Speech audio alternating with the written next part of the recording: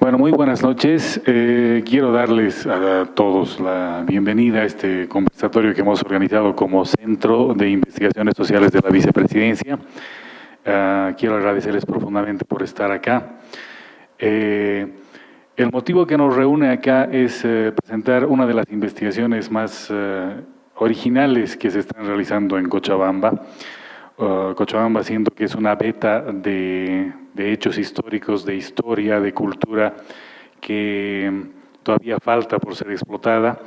Ha sido el territorio donde, y el sujeto, digamos, de la investigación que está realizando Huáscar Rodríguez García, quien es el investigador invitado esta noche.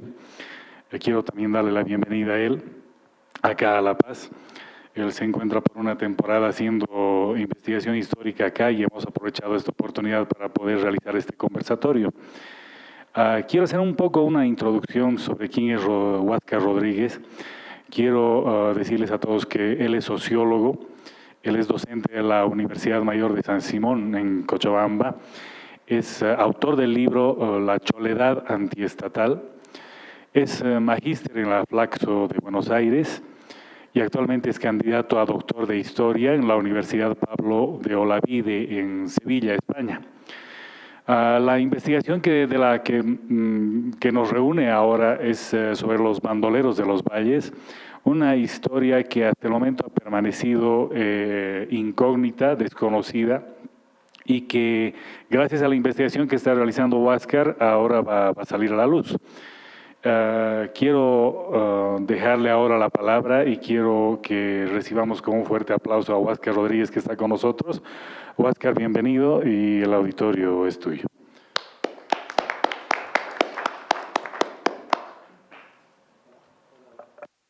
Hola, hola. Hola, buenas noches. Gracias por estar acá.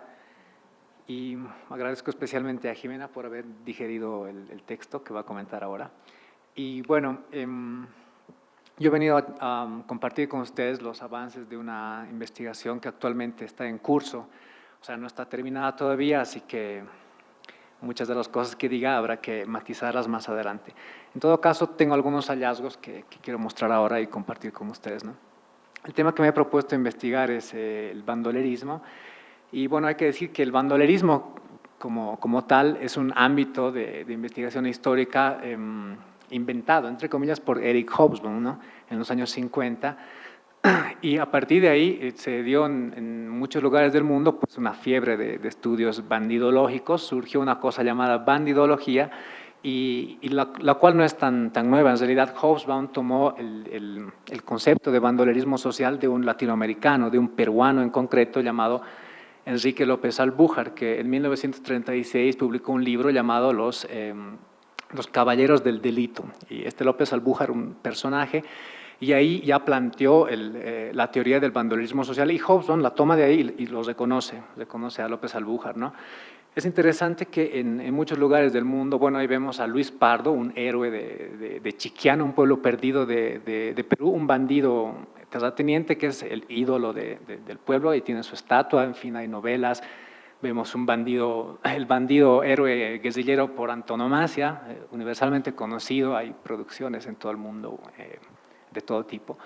Pero en Bolivia este ámbito de la investigación bandidológica está casi inexplorado, excepto, yo conozco solo dos estudios académicos de historia, uno de Eric Langer, que estudia el fenómeno del bandolerismo en los pueblos sucrenses de Tomina y Amparaes entre 1880 y 1930, y un estudio de Carlos Pérez sobre Juan José Pérez, un bandido militar que operaba contra Belsu en el auge de la economía de la quina. Aparte de esto, bueno, María Daniel de Melas, en su famoso libro sobre el tambor Vargas, pues dedica ahí una cápite muy interesante sobre el bandolerismo en el ámbito de la guerra de la independencia, pero más allá de eso no es que hay mucho, ¿no?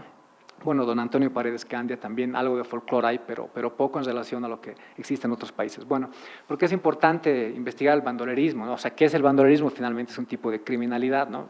Bandas armadas organizadas para ejercer violencias, rompiendo la ley, matando, robando, etcétera, ¿no? ¿Por qué es importante estudiar estos temas? Pues por tres cosas fundamentales. Primero, que el estudio de la criminalidad nos permite un acercamiento a las vivencias de los sectores populares. En segundo lugar, el delito y su obvio correlato, que es el castigo, pues constituyen un terreno privilegiado para explorar las tensiones entre el poder y la resistencia. Y en tercer lugar, el estudio de la criminalidad puede contribuir a la comprensión de fenómenos políticos y culturales, ¿no? Bueno, en síntesis, lo que Eric Hobsbawm dice es que habría que distinguir un tipo de bandolerismo antisocial, entre comillas, y un bandolerismo social. El bandolerismo social sería prácticamente las acciones de campesinos fuera de la ley a los que cierta opinión no toma por simples delincuentes y más bien son considerados héroes, vengadores, etcétera, ¿no? Sería un fenómeno universal en las sociedades rurales que están en transición hacia el capitalismo, ¿no? Sociedades precapitalistas y campesinas. Sería un tipo primitivo, entre comillas, y arcaico de protesta y rebelión, y se daría en zonas de pauperismo, de pobreza, durante crisis políticas y también durante guerras civiles o invasiones extranjeras, ¿no? Hobsbawm hace una tipología y dentro de esa tipología hay un tipo que sería el ladrón noble estilo Robin Hood, ¿no? Personaje universalmente conocido, el arquetipo del buen bandido. Y bueno, entonces el ladrón noble sería un paladín generoso que corrige abusos, inicia su carrera como víctima de alguna injusticia, roba al rico para dar al pobre, hace un uso moderado de la violencia y su muerte es resultado de una traición. Todo esto es una tipología, o sea, no siempre es así, de hecho casi nunca es así, ¿no? El bandido social puede confluir con la imagen de ciertos guerrilleros y revolucionarios, aunque para Hobsbawm el bandido social no es revolucionario, aunque tenga un potencial revolucionario, ¿no? Entonces, en fin, el modelo de Hobsbawm sirve, aunque tiene sus límites, ¿no? Y hay muchas críticas. Las más interesantes son, una, que el bandolerismo no es un fenómeno prepolítico, más bien, de hecho, hay unos investigadores, unos bandidólogos colombianos que han planteado el concepto de bandolerismo político precisamente para destacar la importancia que la delincuencia y la criminalidad tiene en procesos políticos. La otra crítica interesante es de que los bandidos sociales no son necesariamente campesinos pobres, siendo también terratenientes ricos, ¿no? Como fue el caso de varios personajes a los que he encontrado. Bueno, por último, hay límites muy difusos, ¿no? Entre lo que sería un bandolerismo antisocial, el bandolerismo social y el bandolerismo político. En realidad son categorías que, si uno las aplica a determinados contextos o coyunturas históricas, ve que de pronto hay unos límites muy difusos según los contextos, ¿no?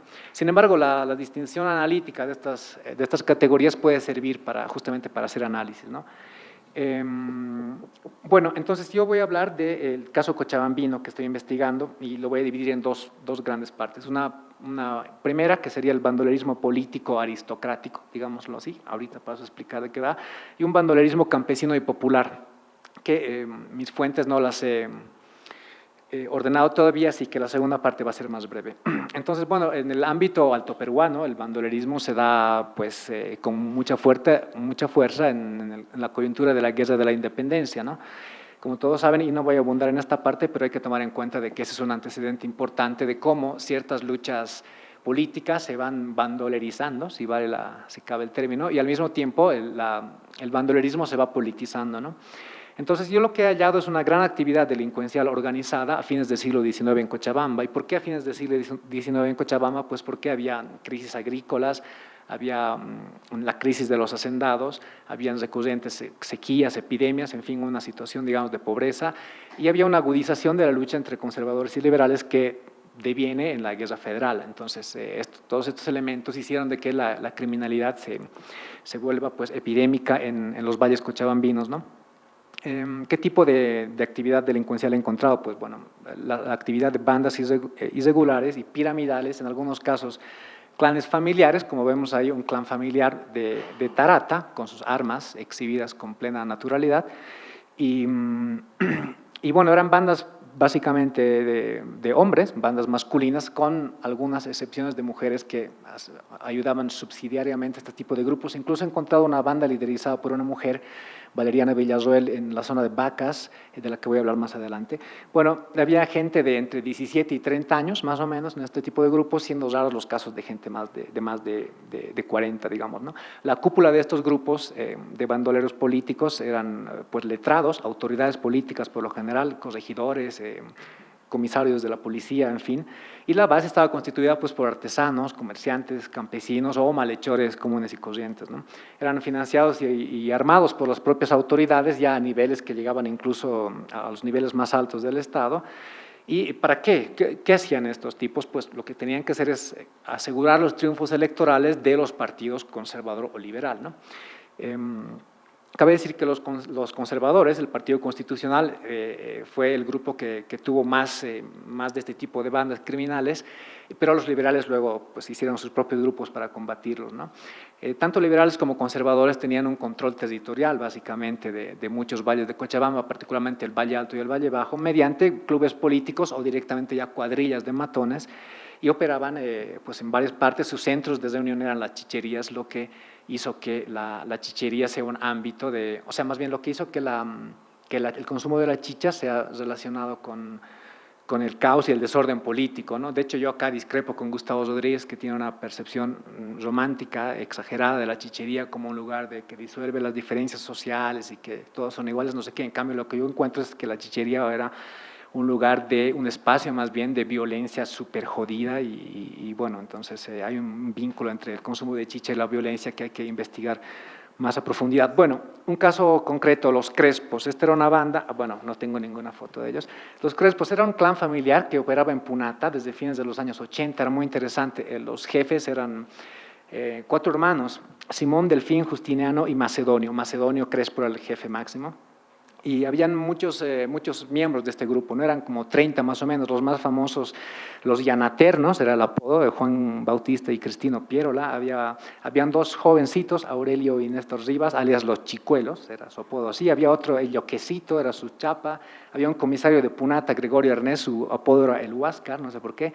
Había un tipo, José Braulio Jiménez, de 17 años de edad, súper changuito, y había un personaje muy interesante, Enrique III, es un gran charanguista, capísimo, al punto que en una sentencia de muerte de 1901 contra Enrique III, pues en la sentencia dicen, este señor III es un charanguista prodigioso, solo que cuando escuchaban en los pueblos un charanguito lindo, ahí acercarse, pues decían, no, llegan los bandidos en vez de alegrarse, ¿no? Por el charango, digo. Y luego había un señor más bien un joven, Juan Atanasio Lara, un personaje así de película, que era un abogado, un pistolero, un maleante redomado, que terminó siendo un personaje ilustre en Punata, que hizo incluso el himno de Punata en 1919. Juan Atanasio Lara traficaba con obrados, con expedientes judiciales, era un pistolero y aparte trabajaba con grupos de delincuentes comunes y fue un héroe de la Guerra Federal. Que de la banda conservadora de los Crespos, que no lo dije, los Crespos trabajaban para el Partido Constitucional y luego cuando les viene la decadencia se pasan a los liberales en masa, ¿no? Bueno, este grupo de los Crespos tuvo su auge y su decadencia hacia mediados de los años 90, operaban en Punata, Arani, Toco, Clisa, Muela, San Benito, Tiraque, Totora, incluso llegaban con unas redes de avigeos hasta Valle Grande y Samaipata. Y bueno, Macedonio Crespo, el jefe, tenía varios cargos y cobraba el impuesto de la chicha, en fin, eran unos tipos poderosísimos y tenían una red clientelar con corregidores y otras autoridades. Imagínense, cuando las autoridades iban, en teoría, a detenerlos, se quedaban chupando con ellos en las chicherías y no pasaba nada mientras todos puteaban ahí. Bueno, tenían incluso un diputado que era Ismael Padilla. Ismael Padilla, habría que rastrear a este personaje, que era el diputado de los bandidos Crespo, prácticamente. Bueno, en 1986 mataron a un político, Uriel Claros, mataron a Diógenes Camacho, mataron a un montón de liberales y he encontrado varios juicios de ellos y eran súper sanguinarios los tipos. Prácticamente asaltaban haciendas y casas. Eso no lo dije, el modus operandi de estos grupos delincuenciales, digamos, aristocráticos, pero también de las cuadrillas más populares o campesinas, era el ataque a casas y haciendas, lo que hoy día llamarían los monreros, ¿no? Eran raros los casos de los asaltos en las encrucijadas, en los caminos, excepto en el tiempo de la Guerra Federal, ahí sí hubo más de ese modus operandi, ¿no? En fin, la prensa dice que este grupo de los Crespo en un momento dado llegaron a ser como 200 miembros, lo cual me parece excedido. Lo que sí puede ser es que estos Crespo convocaban a otros grupos menores para acciones concretas, ¿no? Para ir a matar a los liberales directamente o para garantizar el fraude electoral, en fin, ¿no? En Todos Santos de 1896 se dice que los Crespo le cortaron la lengua estando vivo a un a un liberal llamado Enrique Arandia, estando todavía vivo. Entonces le cortaron la lengua con el cuchillo y le decían, ahora viva Pando, tienes que… Y el tipo, claro, no podía decir nada y solo emitía sonidos guturales seguramente. Y bueno, este tema de las mutilaciones rituales, entre comillas, es parte de una subcultura criminal que no es nueva, ¿no? De hecho, pues este caso de los Crespo, por ejemplo, para mí que es una de estos, un caso de mutilaciones rituales. Y esta subcultura criminal tiene que ver con la creencia de que las almas de los muertos podían ser peligrosas, ¿no? Por ejemplo, Enrique López Albújar, en Perú, narra que arrancar los ojos de los cadáveres, decapitar los cadáveres o cortarles las lenguas y en algunos casos comérselas, era una garantía de que las almas pues de los muertos no molestarían a los asesinos y los policías no darían con los criminales, ¿no? Bueno, López Albújar también dice que habían bandidos en Perú en los años 30 ya del siglo XX que comían el corazón de sus víctimas o bebían la sangre directamente de sus enemigos en la creencia de que así obtendrían pues valor y más vigor, que hacían su antropofagia ritual. Y si hoy pensamos en los cogoteros que entierran a los cadáveres boca abajo para que no soplen y no sé qué, bueno, entonces este tipo de prácticas ya estaban muy vigentes desde fines del siglo XIX al menos. Bueno, para acabar lo de los Crespos, en 1896 el prefecto Jorge Oblitas, un gran político cochabambino, pues se propuso perseguirlos porque ya era su criminalidad de estos tipos era desaforada, pese a que trabajaban para el gobierno, estamos hablando del gobierno de Severo Fernández Alonso, entonces van y los atrapan y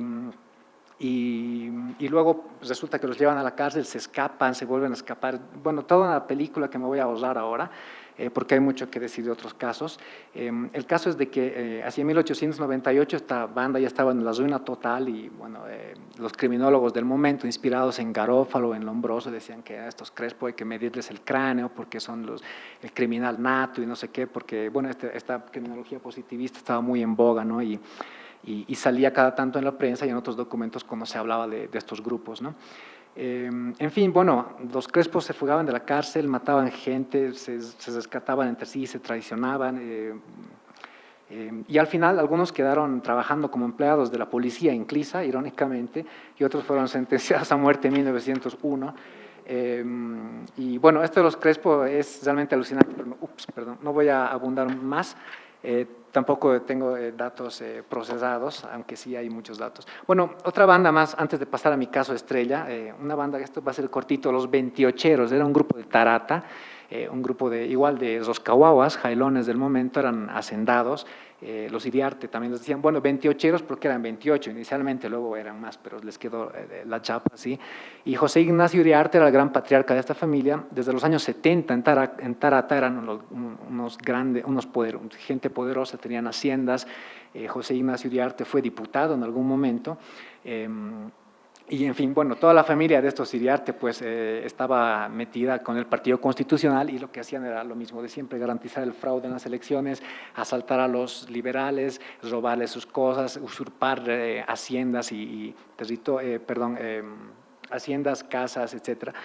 Y lo que pasa es de que en 1893 en una reyerta muere la hija de Aurelia Iriarte, ¿no? Yo cuando fui a Tarata queda algo de la memoria de estos Iriarte y me decían algunos viejitos, sí, los Iriarte eran como Romeo y Julieta, hoy moría un Iriarte, mañana moría un Pardo de Figueroa y no sé qué, porque habían relaciones entre las familias que se disputaban políticamente, pues sus hijos estaban tipo Capuleto y Montesco prácticamente, ¿no? Y de hecho Aurelia Iriarte, la hija de José Ignacio Iriarte, que murió de un tiro en 1893 en una reyerta en Tarata.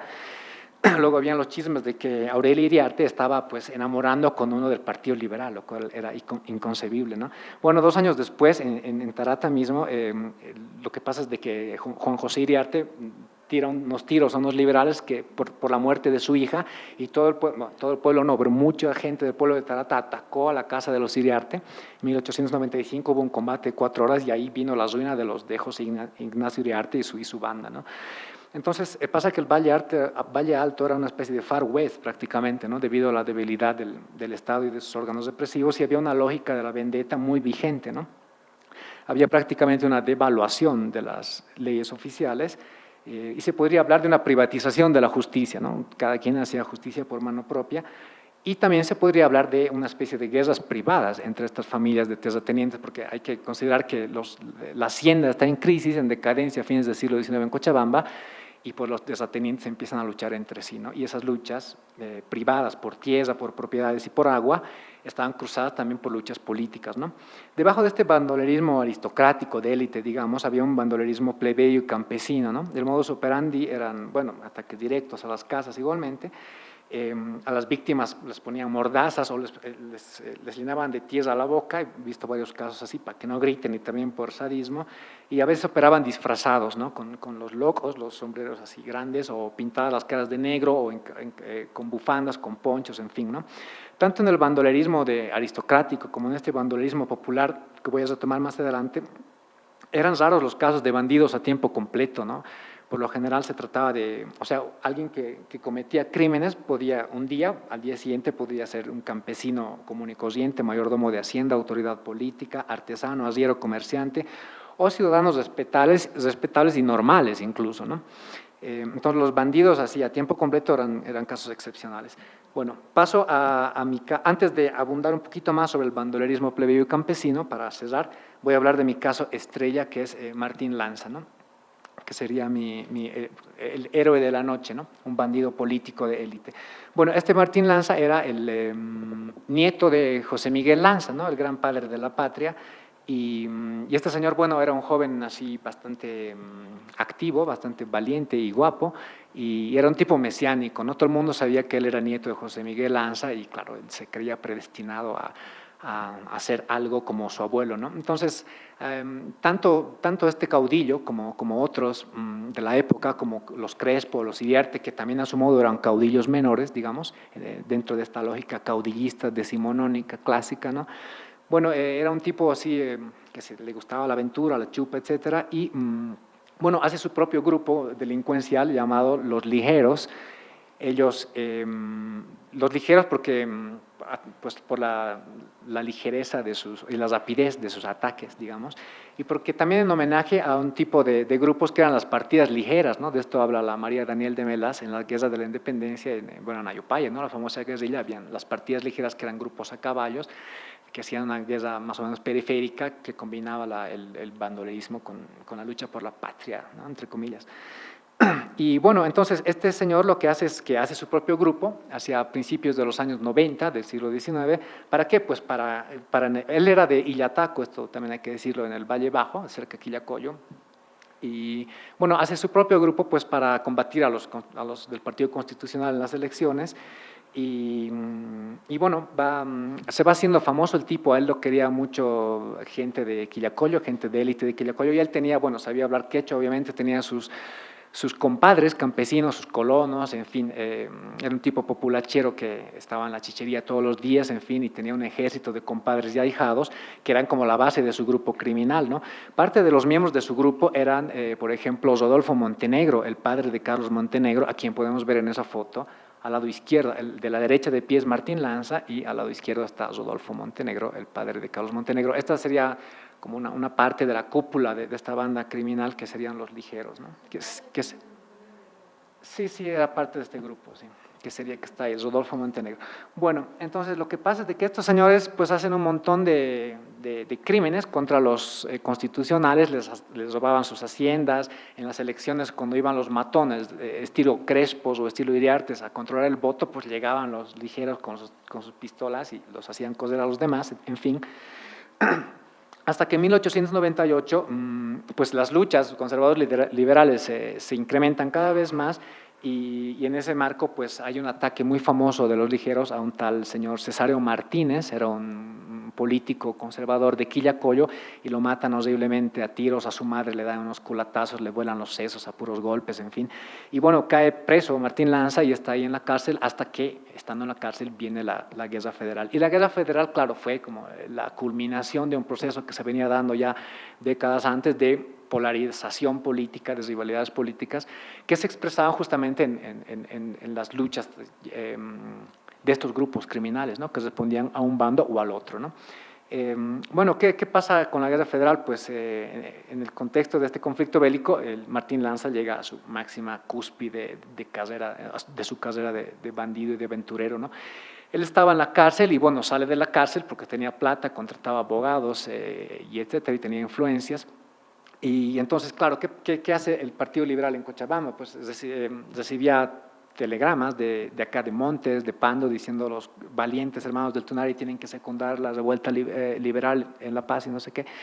Y bueno, ¿qué hacen los liberales? Organizan, o sea, contratan o sí, reclutan, digamos, las cuadrillas conservadoras, muchos se pasan a los liberales, y en el Valle Alto hubo un movimiento importante y otro en el Valle Bajo. ¿Qué pasó en el Valle Alto? Bueno, este señor Juan Atanasio Lara, bueno, era un joven en realidad, se había peleado con los Crespo, le tiraron un tiro en la pierna, luego igual cayó en la cárcel, los traicionó a los Crespo, en fin. Este Juan Atanasio Lara busca a un señor que era su primo, Benigno Fiorilo, un militar famoso, y otro señor apellidado Vizcarra, Víctor Vizcarra, si no me equivoco, un militar, y con ellos hacen un grupo y atacan a Clisa, hacen una cuadrilla armada que va creciendo cada vez más, tenía cada vez más miembros. Esto ocurrió cerca de la Navidad de 1898. Mientras eso ocurría en el Valle Alto, en el Valle Bajo, Martín Lanza con los ligeros, con su grupo, ya fuera de la cárcel, atacó la subprefectura de Quillacollo, sacando armas, etcétera, y se internó en Ayopaya. Pues, ¿por qué en Ayopaya? Porque en Ayopaya era, bueno, la región mítica de su abuelo, José Miguel Lanza, donde se desarrolló, pues, se desarrollaron las acciones de la famosa División Vargas, ¿no? Todo esto que cuenta, la División de los Valles, todo esto que cuenta el tambor Vargas. Y entonces, bueno, Lanza se refugia en Ayopaya y intenta tomar algunos pueblos para desde ahí avanzar hacia Cochabamba. Entonces intenta tomar Morochata, no lo logra a fines de diciembre de 1898. Y bueno, está ahí con sus grupos, porque lo que pasa es que los ligeros van creciendo y se les van uniendo más grupos delincuenciales que tenían, o sea, eran de gente de diversa procedencia, eran campesinos comunes y corrientes, habían malhechores, delincuentes también comunes y corrientes, en fin, habían grupos muy, muy irregulares que van reconociendo el mando a Martín Lanza, ¿no? Entonces, ¿qué pasaba a nivel general, digamos, en el contexto de la Guerra Federal? Bueno, no voy a abundar mucho en la Guerra Federal porque es una historia que ustedes conocen, pero sí quiero mencionar que Cochabamba se fue convirtiendo en un punto nodal, digamos, estratégico, neurálgico de la guerra. ¿Por qué? Porque el comando general del Severo Fernández Alonso, como estaba en Oruro, pues necesitaba tropas y armas y suministros y mulas, en fin, pertrechos, y desde Sucre pues tardaban mucho, ¿no? Entonces lo natural era que Cochabamba envíe pues tropas y etcétera. Entonces Cochabamba empezó a mandar tropas, a mandar armas hacia Oruro y pues Pando dice hay que tomar Cochabamba en un momento dado para cortar el suministro a Severo Fernández Alonso y para de ahí avanzar hacia el sur si sería necesario. Entonces plantean un plan que se llamaba el Plan Cabo Frío, que era un conjunto de operaciones militares para tomar Cochabamba, ¿no? Para que los liberales tomasen Cochabamba. Entonces en Cochabamba estaba de prefecto un señor Rodolfo Soria Galvazo, a quien habría que investigar también. Este señor era antes liberal, se había pasado a los conservadores y era el prefecto de Cocha, un tipo que permaneció fiel a Fernández Alonso hasta lo último. Y bueno, entonces Soria Galvazo quedó medio aislado, o sea, si bien mandaba tropas a Oruro, pues los correos eran interceptados ¿por quiénes? Por las cuadrillas de Martín Lanza y también por las cuadrillas del Valle Alto, ¿no?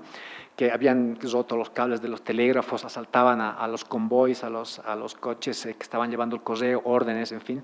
Y entonces había o sea, la comunicación de Rodolfo Soria Galvazo con el alto mando era muy mala, ¿no?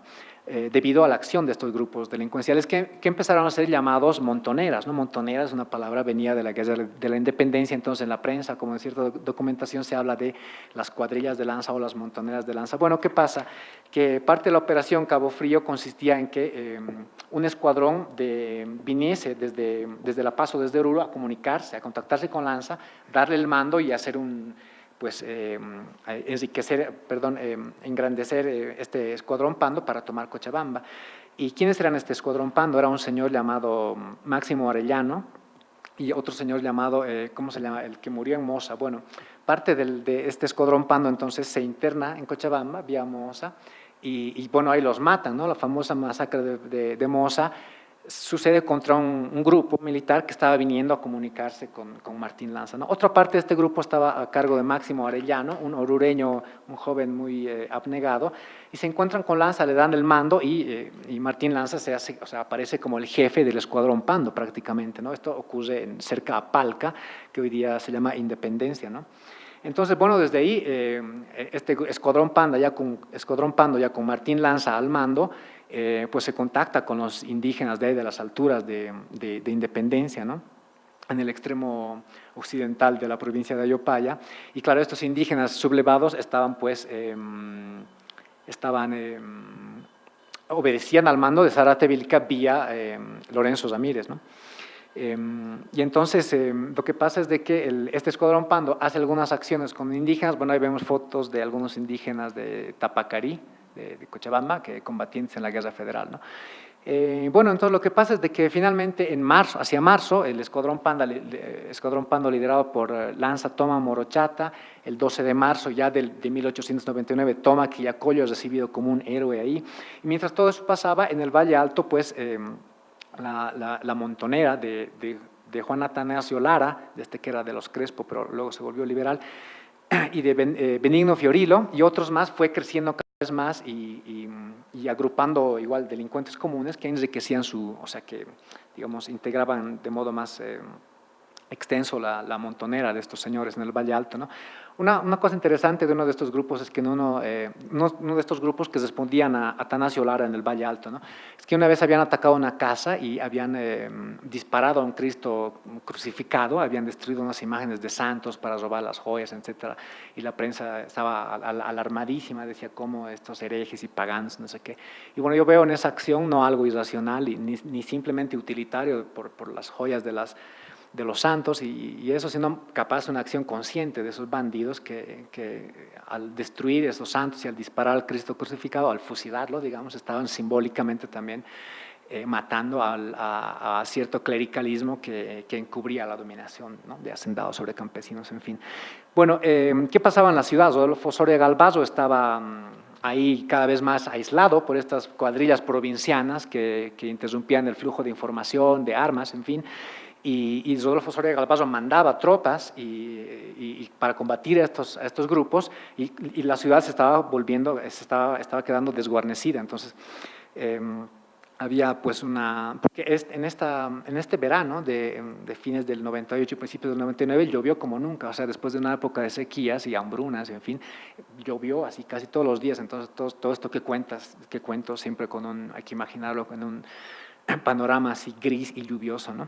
Y entonces, bueno, la ciudad de Cochabamba estaba librada a la mierda y a la inmundicia, como siempre, pero más aún por las lluvias, ¿no? Entonces la gente tiraba sus orines y aguas de cocina por las ventanas, lo que siempre pasa lo que pasaba cuando no había alcantarilla, y agentes patógenos varios que caían por todo lado, nadie recogía la mierda de los caballos, en fin, era súper jodido. Y aparte había el problema de la leva, ¿no? Porque al necesitar hombres, el ejército constitucional pues iba y los cagaba a los artesanos a la fuerza, al ejército, y claro, había mucho descontento, y ese descontento terminaba alimentando a las cuadrillas, a las montoneras. La gente se iba de coche a los artesanos y decían, no, yo quiero estar con Lanza, y claro, la fama de Lanza trascendía todos los valles interandinos de lo que es Cochabamba, ¿no? La delincuencia en la ciudad misma también aumentó cada vez más. Había unos jóvenes, casi niños, llamados los gamines. Bueno, gamín de hecho es una palabra que hasta hoy se utiliza en Colombia, ¿no?, para designar a niños o adolescentes de la calle.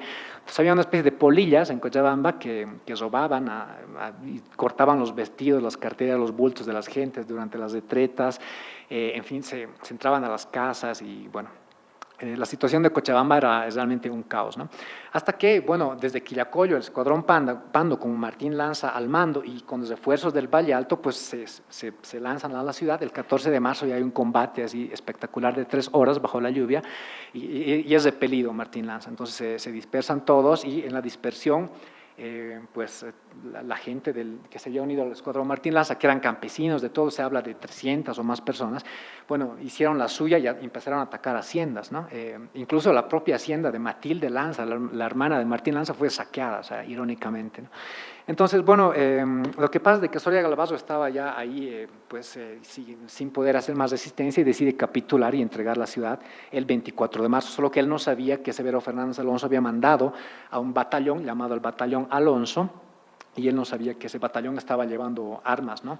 Entonces, bueno, en Cochabamba, Martín Lanza toma la ciudad con otra gente, con otros líderes. Uno de estos líderes era Aníbal Capriles, que según un relato de Atanasio Laras, terminó siendo en realidad fue un advenedizo. Aníbal Capriles, si uno ve los libros de historia de la Guerra Federal, aparece como el gran líder militar y político de la Guerra Federal en Cochabamba, y resulta que en realidad fue un advenedizo, era un político, creo que fue ministro de algo, un gran funcionario público famoso de estos.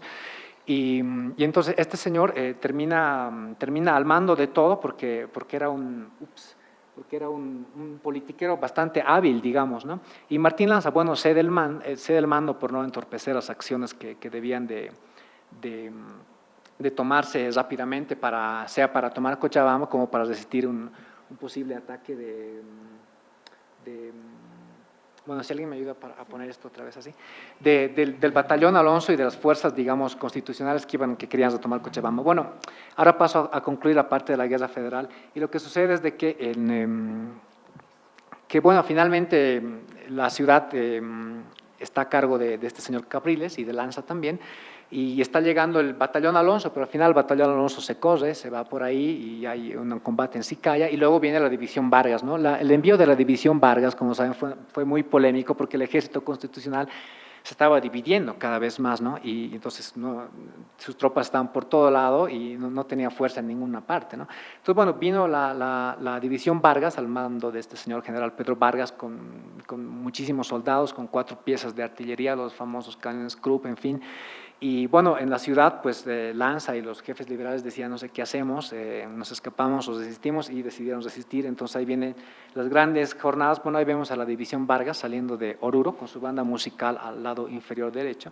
Y bueno, lo que pasa es de que se hacen barricadas en Cochabamba y hay unos combates alucinantes entre el 6 y el 7 de abril, 2 días de combates, y claro, las barricadas estaban compuestas por gente de diversa procedencia, todos los bandidos de estas cuadrillas que llegaron a la ciudad, que de hecho empezaron a saquear las casas y a cobrar empréstitos, entre comillas, a los conservadores que estaban cagadísimos en Cochabamba. Los que no se escaparon, pues terminaron en la ruina casi. Y bueno, hay barricadas, hay 2 combates de 6 y 7 de abril ahí, y ahí pues Lanza era el gran héroe junto con otros también. Y bueno, hay muchas anécdotas de la Guerra Federal en Cochabamba de estos combates, solo voy a mencionar 2 brevemente. Había un joven que lo mandaron de francotirador en la torre de la catedral, y claro, antes de subir una chola le había dado chicha, y entonces el francotirador estaba súper borracho, pero aún así se desempeñó muy bien, y incluso mejor que un francotirador francés que tenía el general Pedro Vargas. Entonces pasa que los de las barricadas estaban casi todo el tiempo borrachos en realidad, y por eso eran más temerarios, digamos, ¿no? Luego había otro episodio que cuenta que un sargento de Pedro Vargas, muy valiente, había sido preso ahí, fue llevado ante Aníbal Capriles, y Aníbal Capriles le dijo, relájese, tómese un vaso de cerveza, y el otro le dijo, no, yo no he venido a tomar cerveza, he venido a tomar la barricada, ¿no? Claro, los que no tomaban, los que estaban tomando no cerveza sino chicha eran los otros, ¿no? Los liberales tras las barricadas. Bueno, había también una anécdota así cortita que la cuento, que es que luego del combate del 6 de abril, ahí en las barricadas de Cochabamba, unos jóvenes liberales ven a un campesino francotirador tirado en el piso y que estaba atado, tenía los pies atados con su propio chumpi, con su propio cinturón, ¿no? Entonces le preguntan en quechua, ¿y quién te ha amarrado los pies? Y entonces en quechua les responde, yo mismo para no escapar, ¿no? Porque así se iba a mantener firme en su puesto, digamos, ¿no? Entonces, bueno, finalmente Vargas es derrotado, y el 10 de abril viene la batalla del segundo crucero que define el triunfo liberal, ¿no? En Paria, en Oruro, y claro, la noticia llega rápidamente a Cochabamba a los 2 días, y bueno, Pedro Vargas escapa y es el triunfo liberal. Entonces, en ese momento Lanza es el máximo héroe, todas las putas, las cholas, las señoritas, las damas de la ciudad lo amaban, lo llevaban en hombros de una chupa a la otra, y bueno, le dieron el cargo de teniente coronel, él no era militar, pero le dieron ese cargo.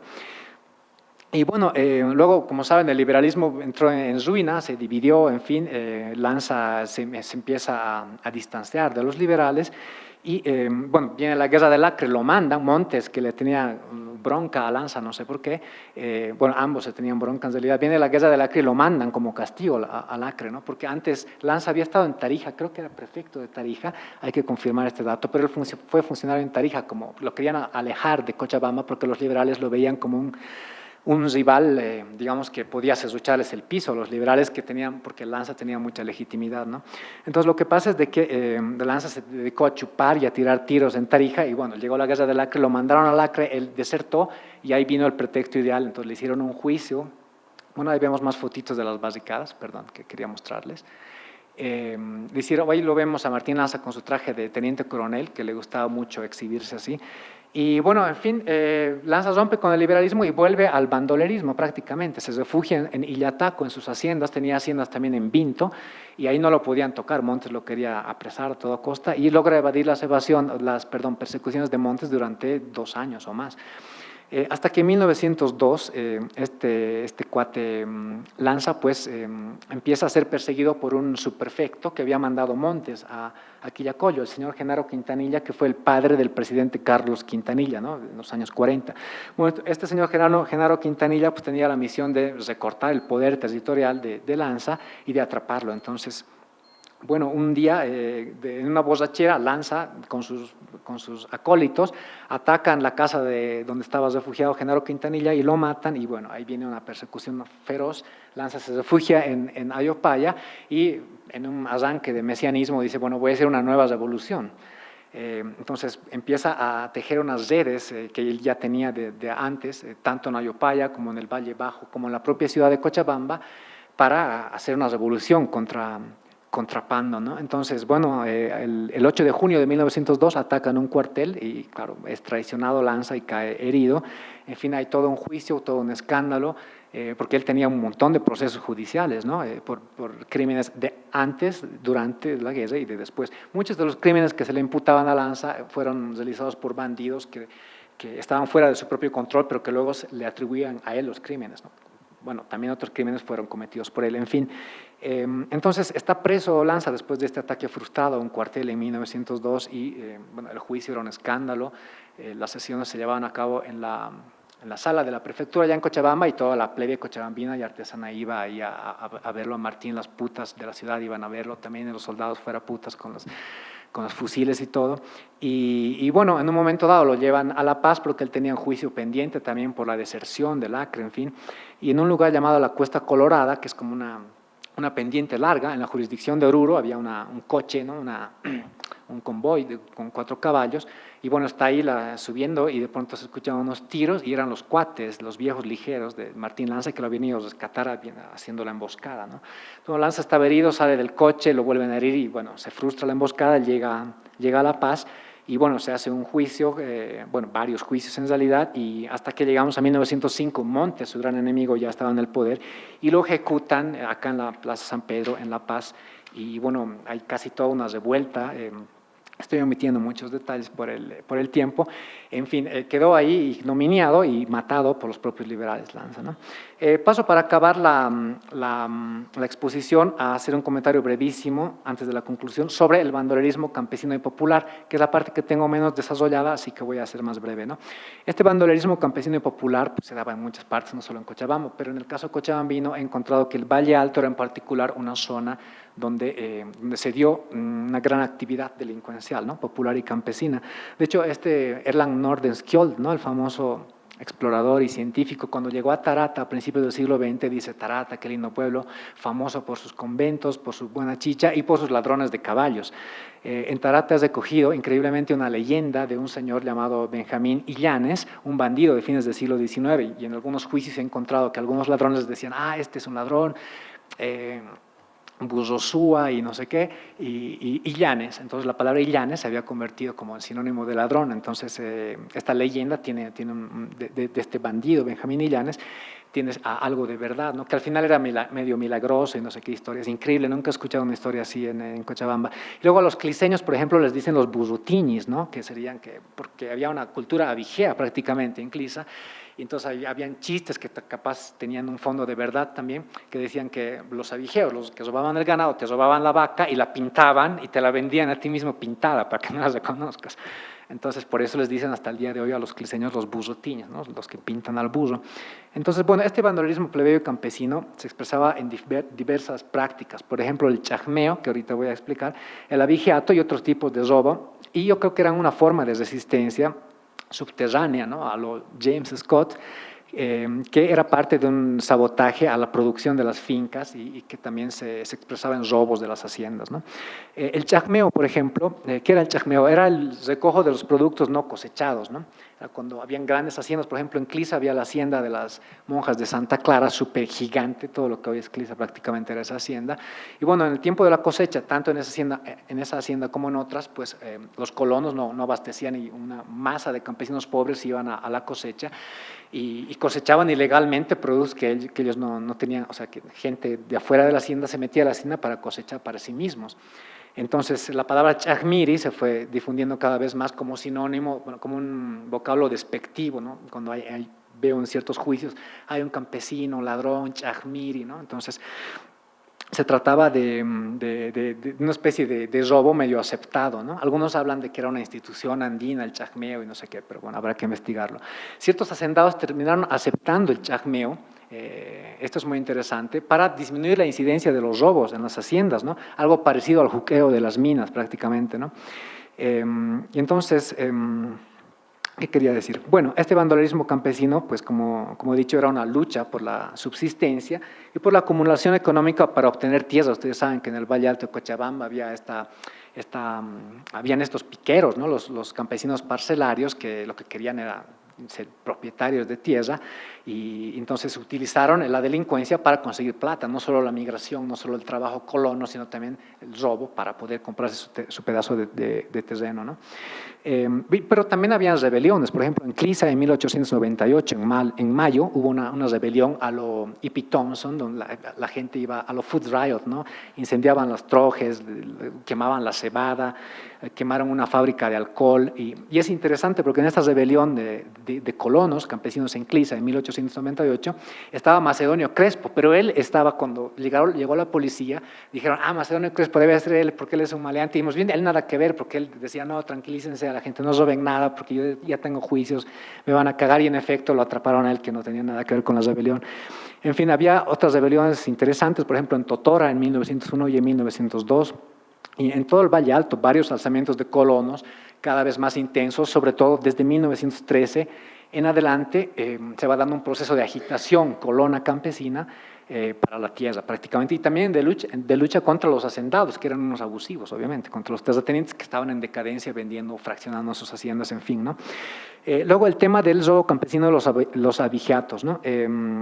Los contratos de arrendamiento de tierras, por ejemplo, en el Valle Alto desde los años 70, incluían una cláusula específica en la que los mayordomos o los conductores de las haciendas iban a pagar por los robos, o sea, que los robos eran tan frecuentes que ya en los contratos se decía, sí, en caso de robo, el responsable será tal o cual, ¿no? Luego se puede hablar de una cultura del abigeato prácticamente en el Valle Alto como en otros lugares, ¿no?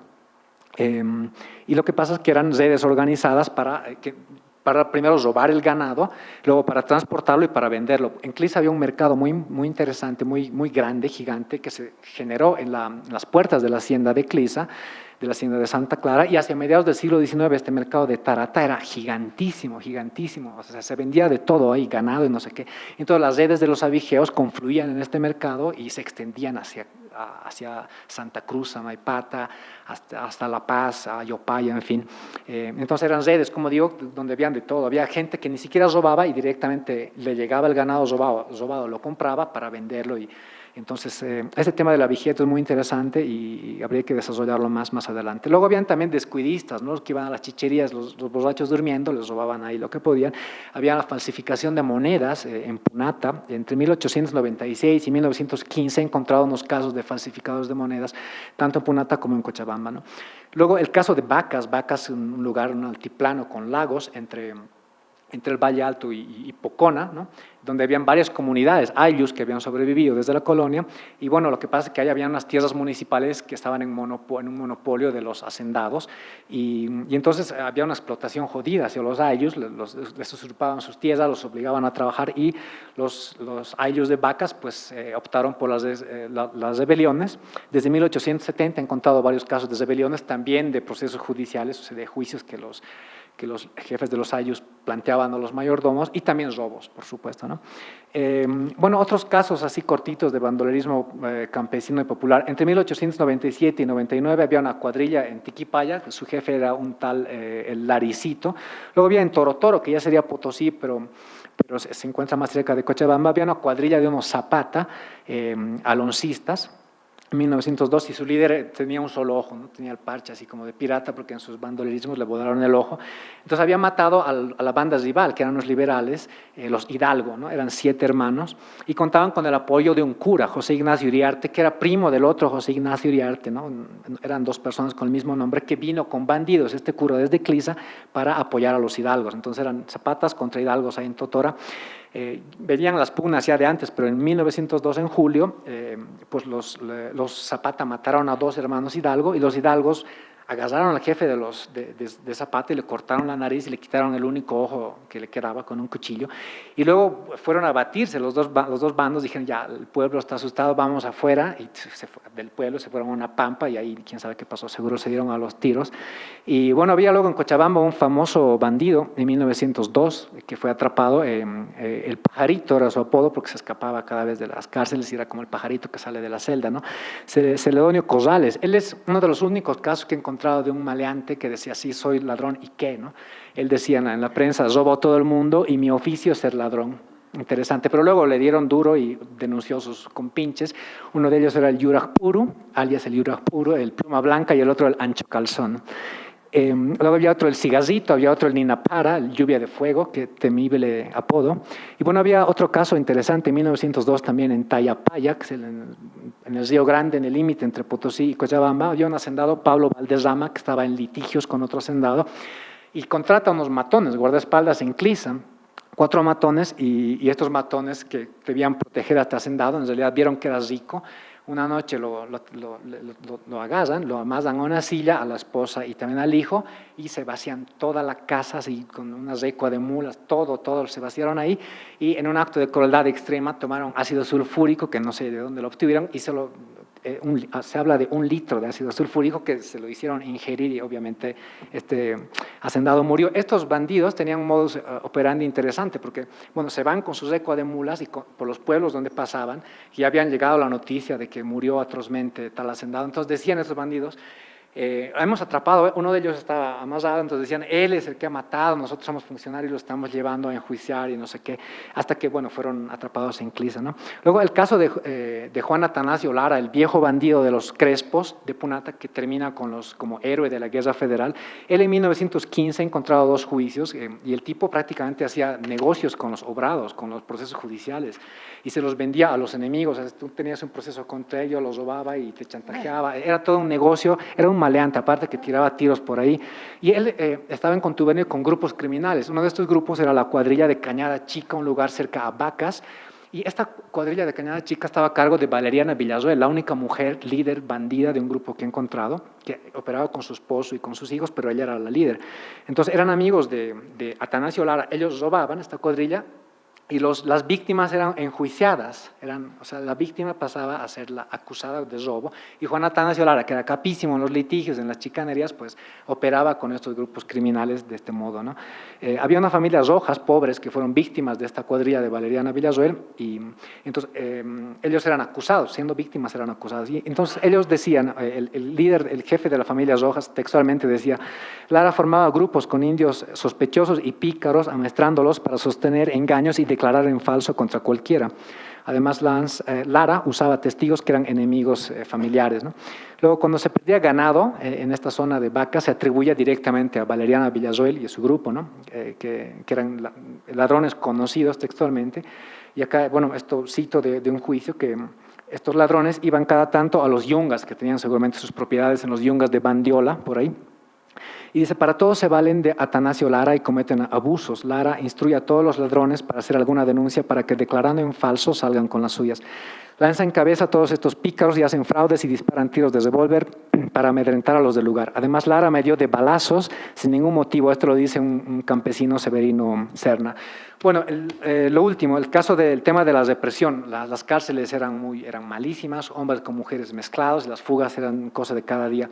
Hay una reforma penitenciaria hacia fines del siglo XIX y en Cochabamba se expresa en la creación de la cárcel de San Sebastián, que hasta hoy día existe, que ya existía la casa, pero la readecuaron. Y se inaugura como cárcel en febrero de 1898. 9 meses después ya hay un motín jodidísimo, liderizado por una mujer llamada Rafaela Bolívar, una gran bandida que hay con un cuchillo en mano, con sus secuaces, casi se fuga porque estaban chupando como pasa hasta el día de hoy, ¿no? En el Abra, en Cochabamba, por ejemplo, ¿no? Entonces, esta Rafaela Bolívar era una especie de tancara, digamos, ¿no? Entonces, lo que pasa es de que los encargados de las cárceles eran inválidos, entonces gente sin pies, sin brazos, yo que sé, que como premio, inválidos, veteranos de la guerra, los ponían como funcionarios de las cárceles y claro, los maleantes fácilmente los reducían, ¿no? Bueno, en fin, hay temas como la vagancia y otros que no voy a abordar y paso a las conclusiones. Bueno, entonces, yo diría que el bandolerismo en Cochabamba, que he descrito de modo muy general, se debía a los siguientes factores. Primero, a las tensiones entre hacendados y campesinos colonos, claramente. Luego, a la crisis agrícola que vivía Cochabamba debido a varios factores que no puedo ahora mencionar y a la pobreza que existía, ¿no?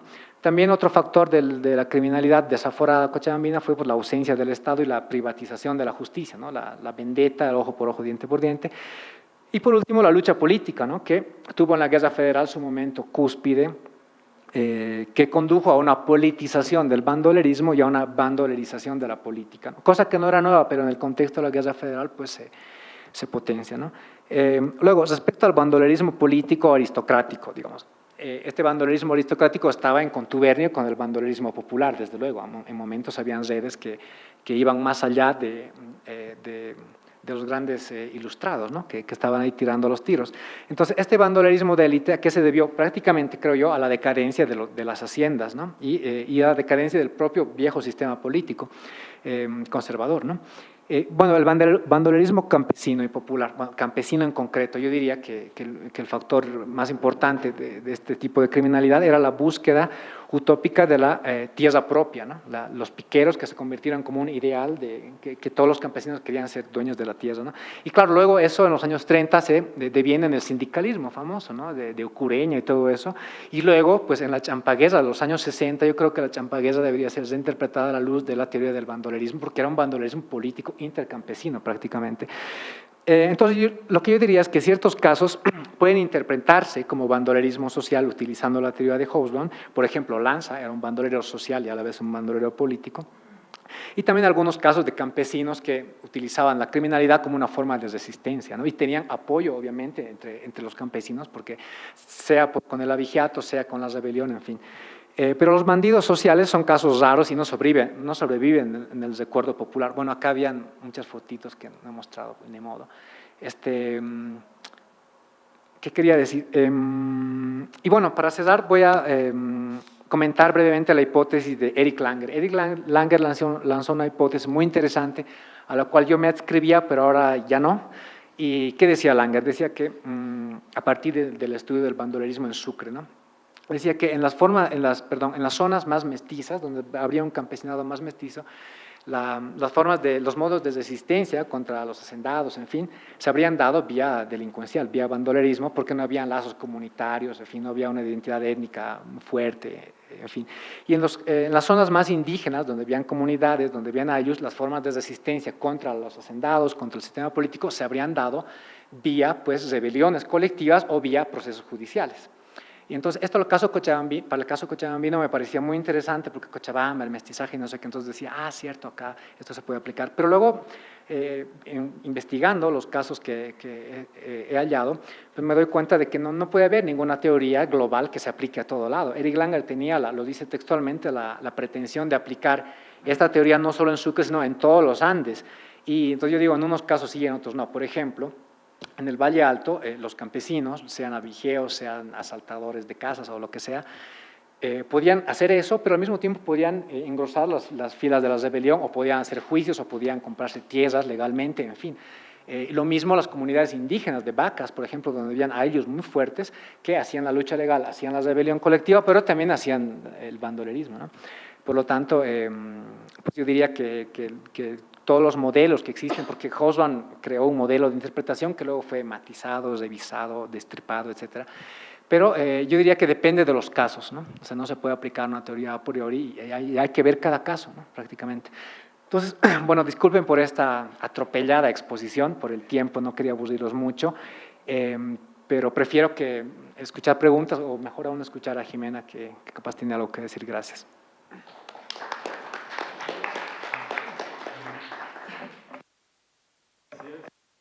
Bien, muchas gracias por la exposición.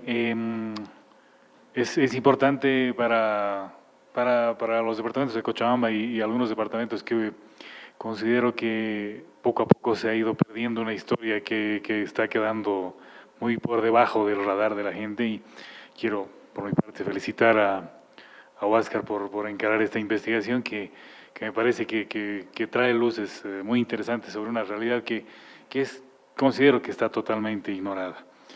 Quiero dar paso ahora a Jimena Soruco, que es directora académica del Centro de Investigaciones Sociales, para hacer los comentarios de la investigación.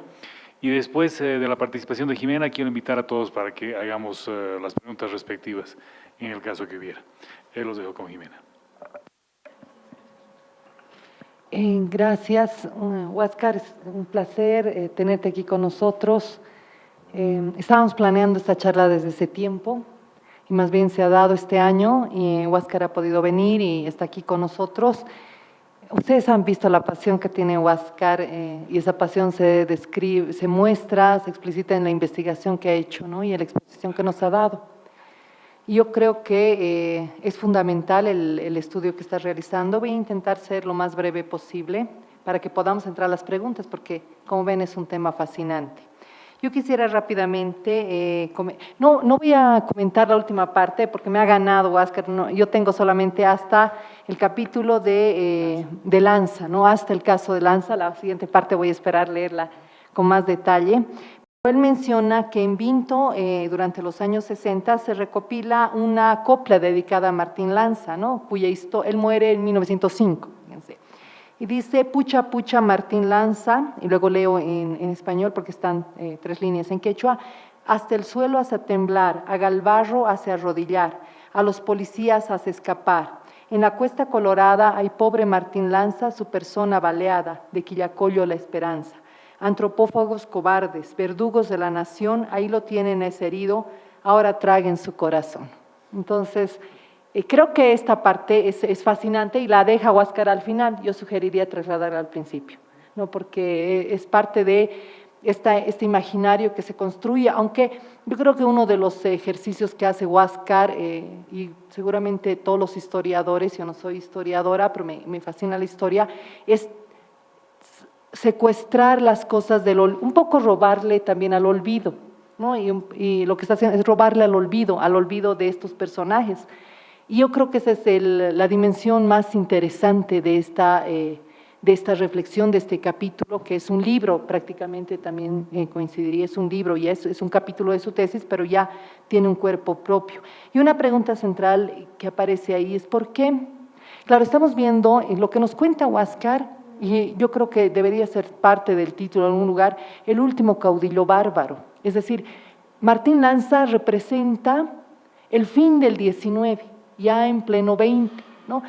Él hace recuerdo, yo por ejemplo conozco un poco más el periodo liberal que el 19, pero Martín Lanza trae el siglo XIX, el periodo de la Guerra de la Independencia, luego de las guerras civiles, de las guerras vividas hasta 1880, a pleno siglo XX, y por eso le llama el último caudillo bárbaro. Creo que es un dato fundamental, porque además es el gesto fascinante de este Martín Lanza que él encuentra, además de los otros casos de bandidaje, porque este señor, siendo nieto, ¿no?, de José Miguel Lanza, recupera, o sea, él cree que encarna al abuelo, y entonces trae todo el imaginario, toda la forma política de lucha, los valores del siglo XIX. en un momento en que la sociedad, o sea, justo la guerra esta civil, muestra la transformación profunda de la sociedad. Entonces, lo que representa Martín Lanza y lo que representan sus seguidores, lo que representa, por ejemplo, además el hecho de que en la historia de Martín Lanza yo no conocía, por ejemplo, toda la expresión de la Revolución Federal en Cochabamba,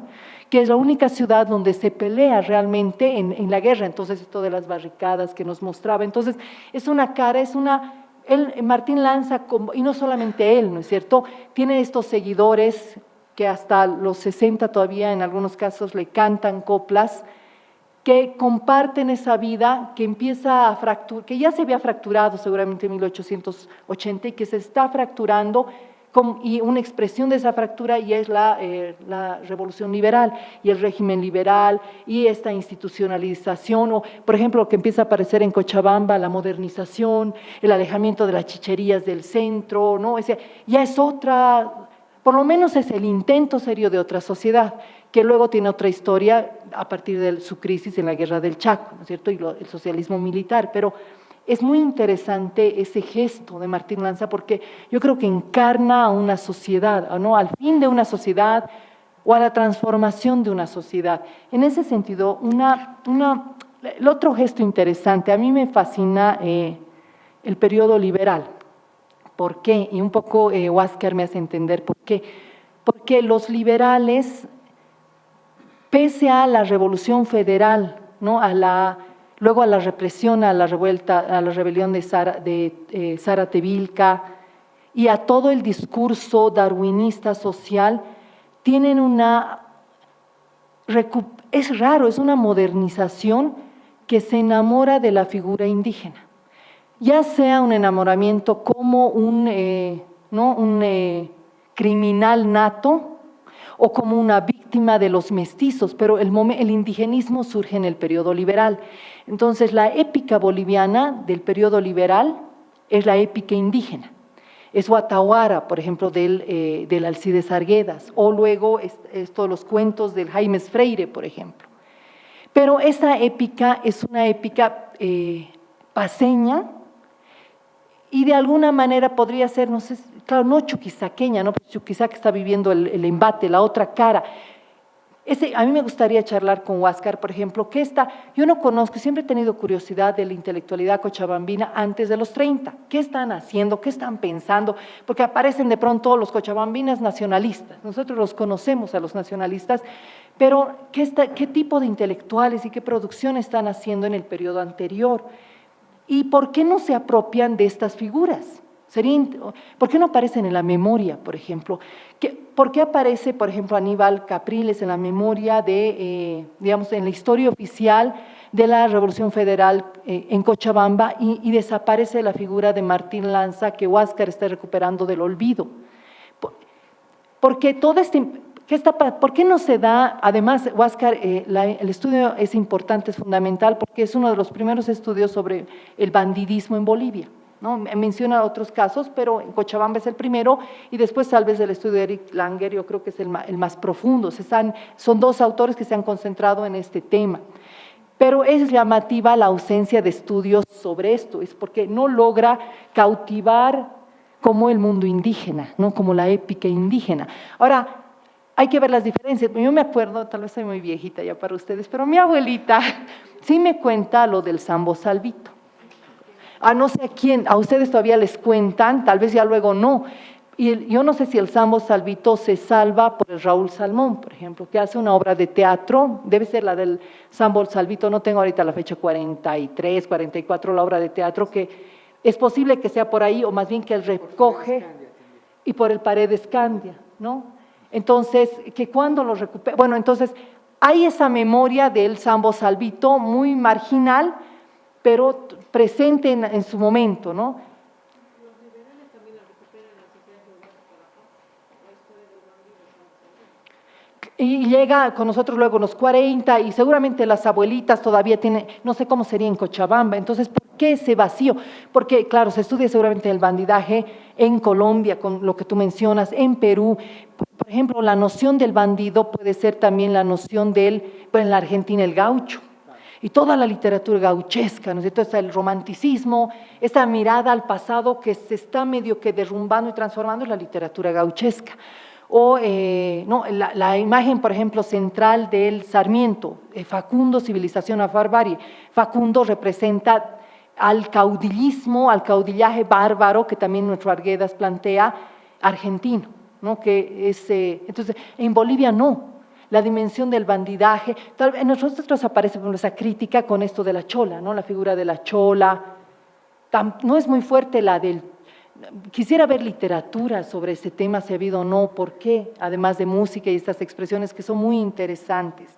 El otro comentario muy rápido, además el tema es esto de la, te quería preguntarte, habría que, por lo que vas planteando, hay una diferencia central entre este bandidaje más aristócrata y este otro campesino, porque o es solamente en las figuras, en los líderes, porque todo el tiempo Martín Rojas aparece, por ejemplo, mencionamos con artesanos y con campesinos, entonces tal vez estos son los líderes, o sea, el bandidaje aristocrático tiene a los líderes, a estos de familias ¿no? Que son hacendados que se dedican a ser bandidos. De hecho, el cuñado de él es diputado, ¿no es cierto? Cuando lo traen a La Paz y tú, entonces era un diputado, pero hay uno de ellos que se hace bandido y la otra se casa con un diputado. Fíjense, se puede tomar una vía o la otra, en las mismas familias. Entonces, ¿cómo se relaciona con el mestizaje, con los sectores populares?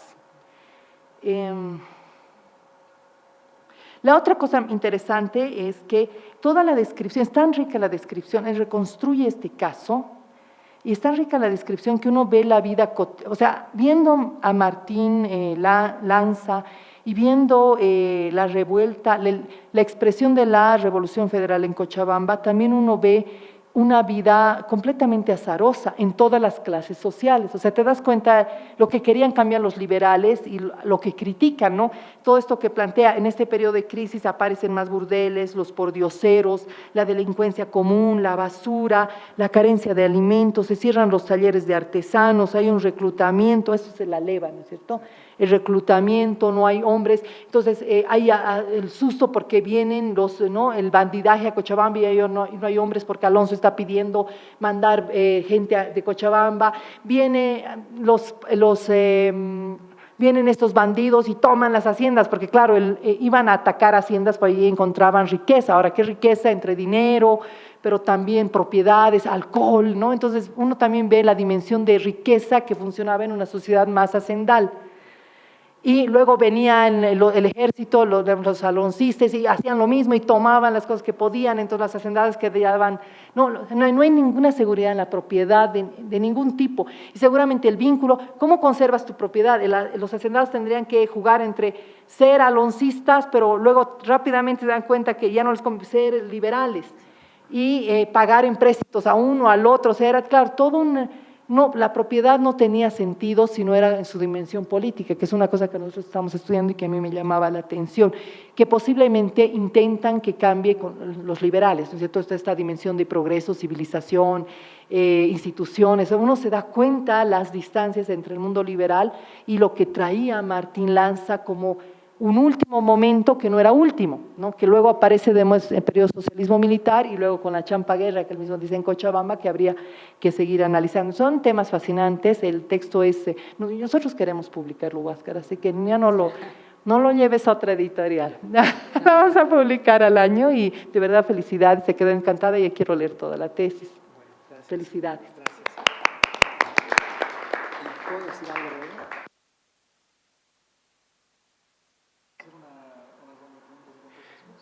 Yo quisiera comentar lo de Jimena brevemente y luego lo dejo para el final, por favor.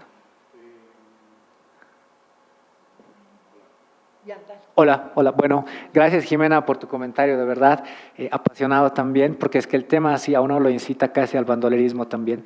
Entonces, lo que quería decir es que en todo lo que iba a comentar hoy se me fueron muchas cosas que por suerte Jimena me ha hecho recuerdo.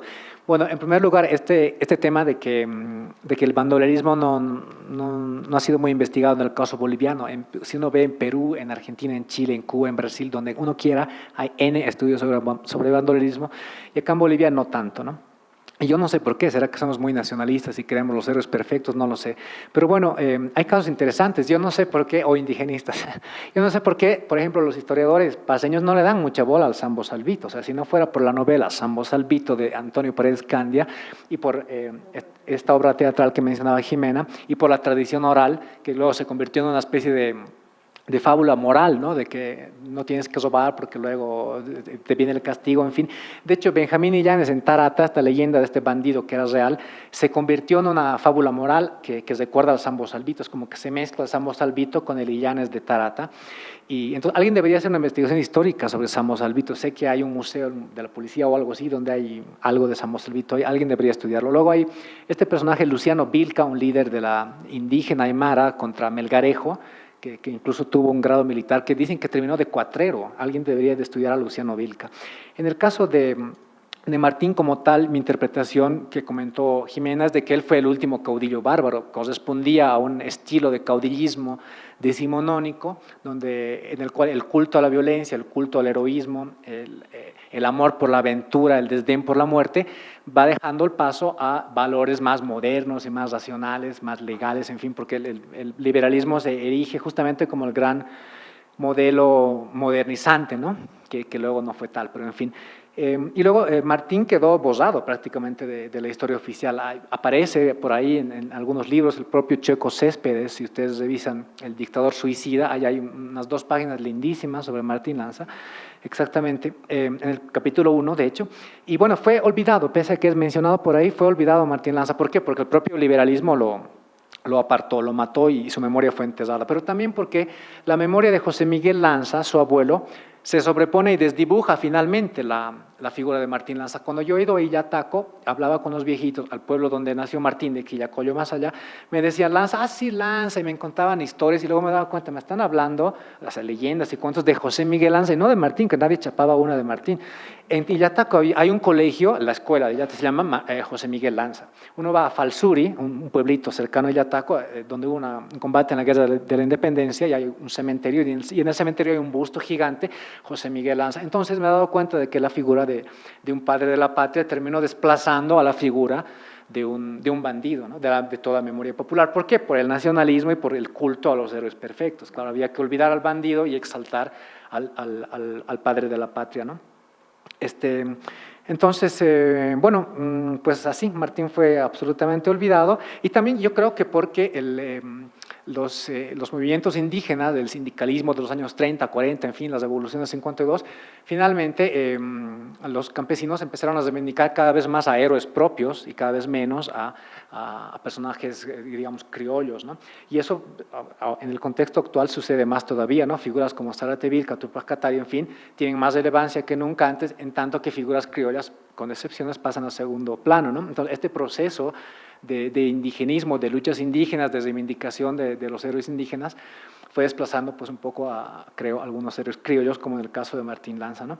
Luego lo de la literatura es muy interesante también, porque en el caso, bueno, acá vemos todas las películas y todo el folclore que hay en el mundo, sobre los bandidos, ¿no? Hay películas, en fin, ahí ustedes pueden ver un montón de novelas, en fin. En el caso boliviano no, y alguien debería de aclararnos esto. Yo voy a intentar aclararlo en otra ocasión, pero debo decir que hay dos novelas que he encontrado de literatura boliviana. Una es nada más y nada menos que El otro gallo de Jorge Suárez, donde el personaje principal es un bandido, el bandido de la Sierra Negra, que corresponde claramente al bandido social de Hobsbawm.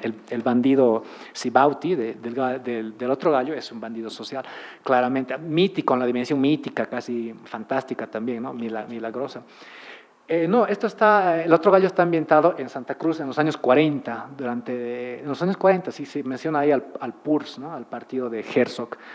Y en la otra novela, Sambo Salvito, de Paredes Candia. Y bueno, hay otra más de un cochabambino, Waldo Barahona, que se llama Los bandidos de la tierra prometida, acerca de Butch Cassidy y Sundance Kid.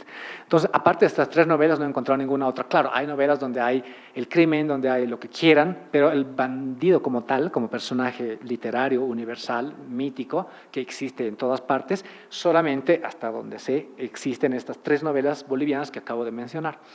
Bueno, yo quiero escribir otra, lo voy a hacer más adelante. Y luego lo del mestizaje y lo de los indios, para finalizar el comentario de Jimena, pues tendemos a exaltar a lo indio. Entonces, de hecho, el propio Rigoberto Paredes, el padre de Paredes Candia, en su libro Mitos, Supersticiones, bla, bla, de 1920, hay una parte que está hablando de los viajeros y de los robos y no sé qué. Entonces, ahí dice que los ladrones indios son más... menos violentos y menos sádicos que los bandidos o los ladrones mestizos o blancos, ¿no? Y bueno, entre paréntesis, también hay un vínculo mítico y casi religioso, fantástico, entre el bandido, o sea, entre este ámbito fantástico y el bandido.